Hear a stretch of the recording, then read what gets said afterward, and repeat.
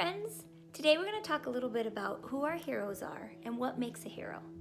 First, I want to share some of my heroes in my life. 4 of the best grandmas ever.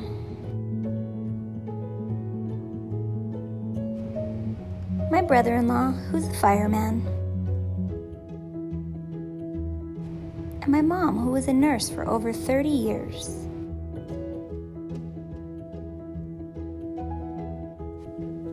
And of course, all the teachers who have taught me so much.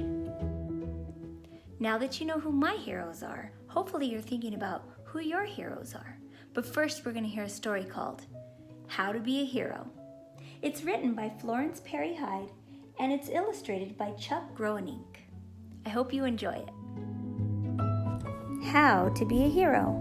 Words by Florence Parry Heide. Pictures by Chuck Groenink. Once upon a time, there was a nice boy, and his name was Gideon.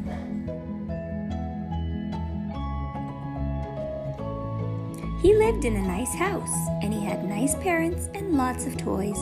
There, that's enough for anyone. Well, it wasn't enough for Gideon. Gideon wasn't satisfied. He wanted to be a hero. You know, a hero with his name on the front page of the newspaper. That sort of thing. So how does anyone get to be a hero anyway? He wondered. You have to be strong, you have to be brave, you have to be clever, don't you? For instance, that one about a princess imprisoned in a tower, and she has a weird name like Rapunella and very long hair, and this guy sees her and says, "Let down your hair," and she does, and he climbs up her hair and rescues her, so he's a hero. And the story where a witch gives a girl a poisoned apple, and when she takes a bite, she goes into a deep sleep, which is sort of like being dead, but not really, and nothing will get her awake except a kiss. And someone does see her sleeping there, and he kisses her, and he's a hero. Just like that.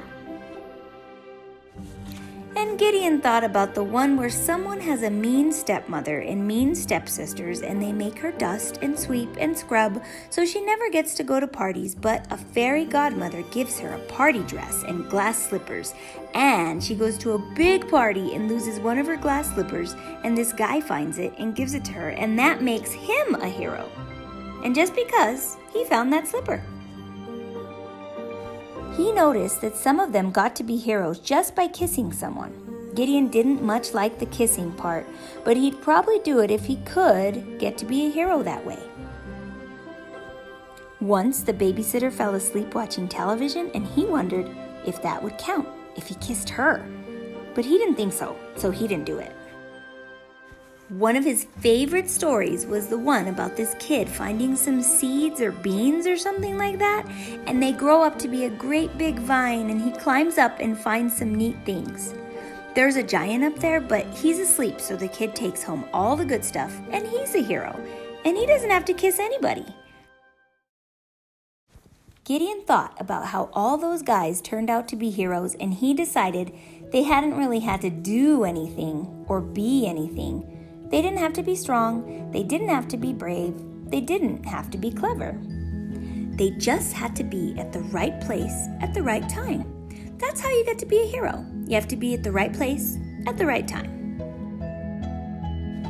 And you had to pay attention. You had to keep your eyes open, or you wouldn't see someone who was sleeping, or someone with unusually long hair, or you wouldn't see any glass slipper or any beans or seeds or anything.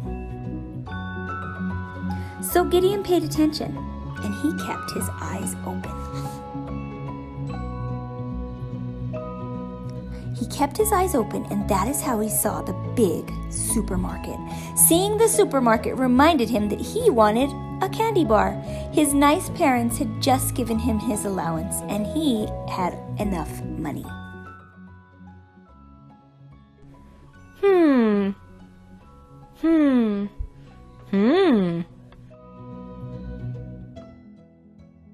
Whoops!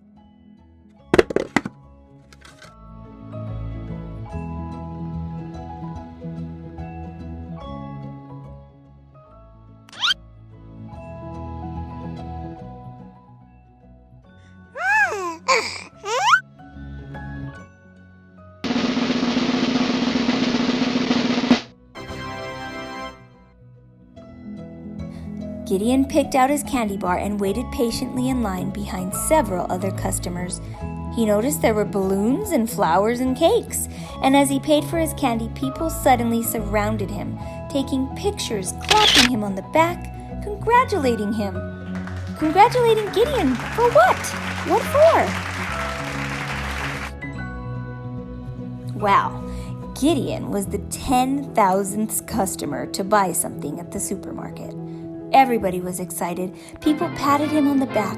A girl kissed him on the cheek. He was a hero, and all because he had managed to be at the right place at the right time. The end.